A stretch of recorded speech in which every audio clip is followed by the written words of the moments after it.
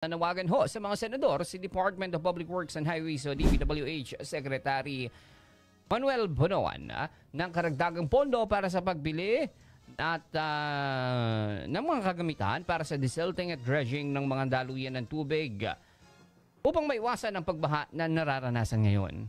Sa inquiry ho ng Senate Committee on Public Works, sinabi ni Bonoan na 2023 pa ay humihiling na sila ng budget para rito, ngunit hindi ito naisama sa General Appropriations Act noong 2023. Gate pa ng kalihim ng mamuno umano siya sa DPWH noong 2022, ilang taon na umanong walang nangyayaring dredging sa mga river banks sa bansa. Ilang taon ha? Nangyari.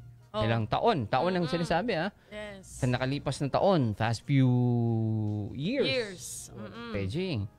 Ayan ha. Ayon naman kay Senator Ramon Bong Revilla, ang chair ho ng komite, isasama nila sa susunod na budget deliberations ang daing ng kalihim. Nagpatawag ng inquiry ang mga senador matapos na makaranas pa rin ng pagbaha sa National Capital Region, Calabarzon at Central Luzon sa kabila ho ng 244 billion pesos na inilaan para sa 5,500 mga flood control projects noong pang 2022.